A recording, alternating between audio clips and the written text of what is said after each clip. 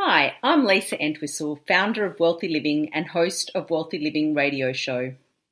I help open-minded, big-hearted people connect to themselves, others, and the world around them, guiding them to live a wealthy life, both personally and professionally. Each fortnight, I have been having conversations with a variety of different professionals to discuss topics that cover physical, emotional, and spiritual wellness. We discuss topics that impact our work, our relationships, and our health, and suggest ways to help you live a wealthy life. So today I am going to talk about the C word. That's cancer. So everyone, I'm sure, is affected in some way or has been affected by some way by a cancer diagnosis. And today we're going to talk about the story of one woman's cancer diagnosis and her journey to thriving. So for many people, a cancer diagnosis might feel like a death sentence, but not so for my special guest today, Nathalie Brewer. For her, it was the best and most powerful piece of personal feedback she's ever received. Nathalie is a single mother who lived in Dandenong Hills in Victoria in a nice life for about 7 years with her daughter. However, she felt not this life. She was isolated and depressed, even though she founded and was running a really successful company called Yellow Lantern. The feeling of not this kept going. The grinding routine of every day felt monotonous. No matter how hard she tried, she couldn't seem to get her life unstuck. Her self-doubt was crippling her ability to make simple decisions.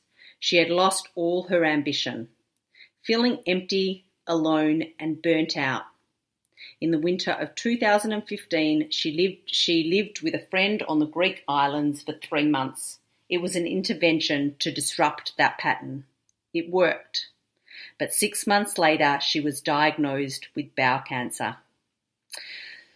What a story, Nathalie. So welcome to the show, and it's so wonderful to have you here on this episode today. Thanks, Lisa. It's great to be here. Yes, so today I really want to talk about your journey from your diagnosis all the way through to where you are now, which is on the road to thriving. So, your story is just incredible and it's so inspiring, and I'm sure it will really hit the heart of many listeners today. So thank you so much for giving us your time to share your very unique journey through this whole diagnosis. It's an honour. Yeah, so I was reading an article that you wrote in a magazine, the Living Now magazine, and there's a paragraph in that article that I would just love if you could read out now. So it's just here, if you can just read out that paragraph. Sure. The experience of receiving this news reminded me of missing a plane whilst travelling around the world during my 20s. You're there with all your baggage, but your destination has just slipped beyond reach.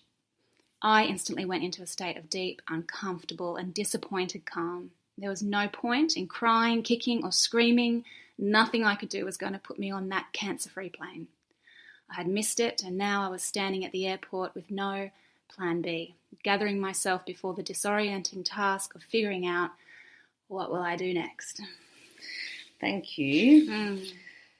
Yeah, it's a really powerful paragraph when I was reading through that, because it really took you on that journey of really feeling like, oh my God, you've got this diagnosis. But one line that really stood out for me in that paragraph was when you said, I instantly went into a state of deep, uncomfortable and disappointed calm.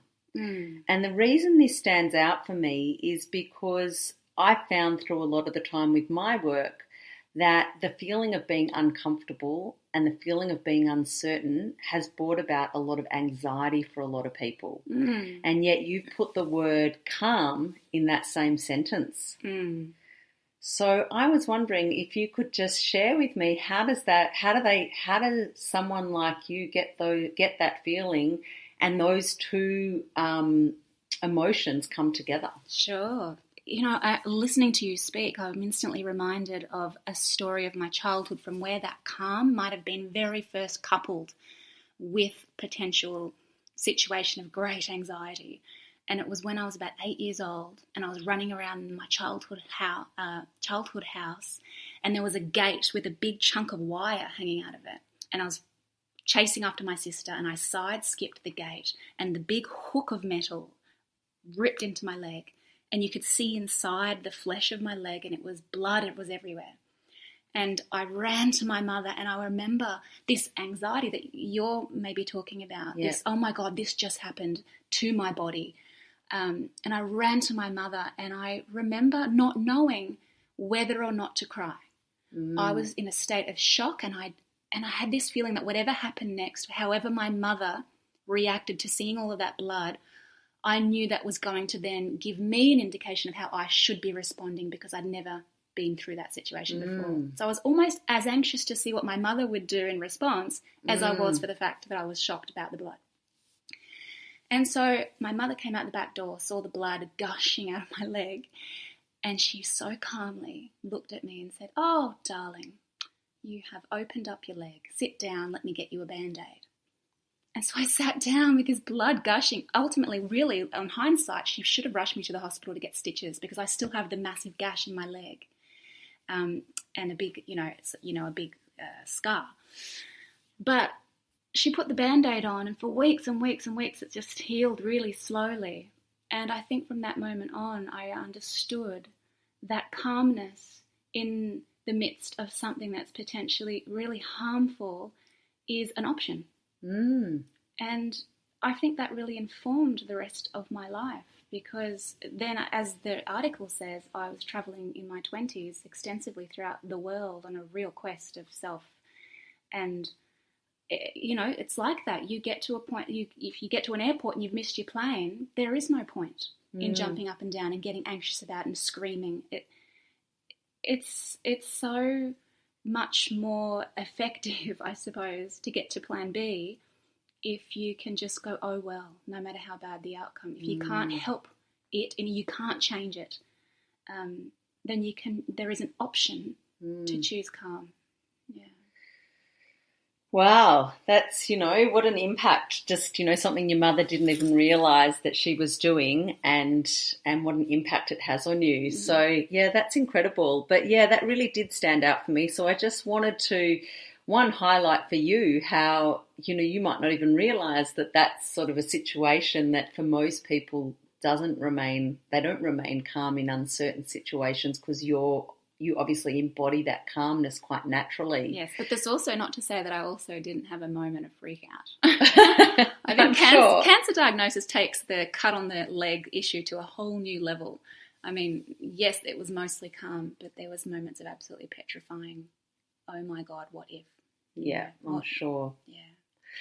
So do you think that you could share with the listeners today a little bit about your story and, what led you to, I've sort of gave it a little bit when I introduced you about you coming to a place of feeling empty, alone and burnt out that caused you to go away. But at that point you didn't know about the diagnosis.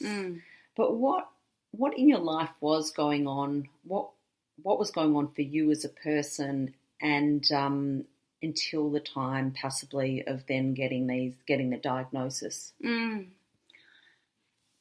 Things really became obvious for me after becoming a mother, that life wasn't as I thought it was going to look like. Very, very shortly after becoming a mother, there was the demise of the relationship, and that ended with a terrible story of betrayal.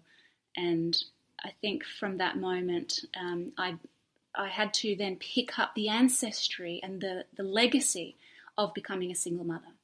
And that was handed down to me through 2 generations, my mother and my mother's mother.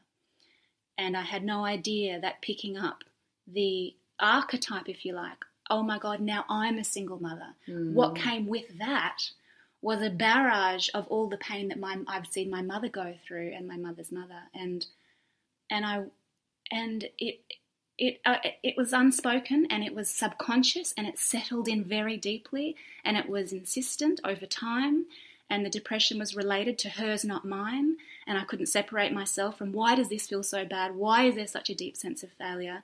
Why is this such an alone journey? And how do I ask for what I need and what I want in a separated situation when I'm raising a child? There was mother guilt. There was also this other thing of, am I the mother that I thought I would be? I think I instantly thought that becoming a mother would give me the word archetype of that expressive, giving, generous, hospitable, I have enough, come here, child, into my big bosom, kind of punch a mama, earth mother. And I didn't get that just because I popped a child out. I didn't realise my role. I didn't know who Nathalie was as a mother. I only knew who she was as a fierce independent because I spent most of my life living that way from a very young age. So from fierce independent to mother, I just couldn't make the jump, and I didn't place myself in a situation where there was good community and a supportive partner around for me to find myself in that. I don't know if you could call it depression. There was never a diagnosis, but there was a deep worry that whatever that was, it was getting worse and worse and worse. And I wasn't picking my battles with my daughter. I was trying not to be the authoritative parent because I was making concession, I suppose, for the lack of community and fathership that was around her, and things between her and I got ultimately worse. And it got to a point where I felt like I was living in my house in this thick soup or a distilled swamp of Nathalie-ness where there was nothing flowing through the home. And even though I would go out and do things and come home, there wasn't a sense of renewal in my life. And so it just, frog in the hot pot, the water starts boiling and you don't realise how hot it's getting, and all of a sudden you're boiling. And that's how I got to where I got to after that many years. And that Greece story was about me saying, I need to change this up. It's like when you look around a room and you don't like the way it looks anymore. In life, you would just change the furniture. Yeah, and I think that getting a diagnosis or realising that a lot of things about your life are just not this. You don't need an excuse anymore. You don't need to explain all the bits and pieces that don't work like I was used to doing. All I had to do was recognise, not this. And I needed to change the furniture. I needed to change the room around, and taking my daughter out of school for 3 months and going to live in Greece with my friend was the change in that furniture, in the patterning of my life. And it really did shake things up. And we came back better for it. And then, of course, the diagnosis was there. And I suppose maybe that was why I wasn't so surprised, because I knew that I'd been living for a long time in the wrong environment, internally and externally. Yeah, wow. I I resonate with some of that story that you shared just then, and I'm sure so many mothers or parents or people that go through some sort of change or transition in their life can resonate with some of what you just shared then. So thanks for sharing that journey. So when you say that your cancer diagnosis, and I've read it from what you've written in the past, that it didn't really come as a surprise when you got the results. I mean, I've read something to say that you even you took yourself in for a check, even without something being significant. You just knew that you needed to check for something. Yeah. Something wasn't feeling right. Yeah. So what were those signs and the symptoms that put you to the path to get a checkup? I actually had a little Groupon deal once where you go to a naturopath and get your blood checked, and it just came up in that in the standard sort of naturopathic consultation that my blood was inflamed. And I've never heard of that. I've never heard of the ability for your body to be inflamed in your blood, and I thought, that's interesting, that can't be good. And I did a bit of research into that, and that speaks of a highly acidic body, a body that's out of balance.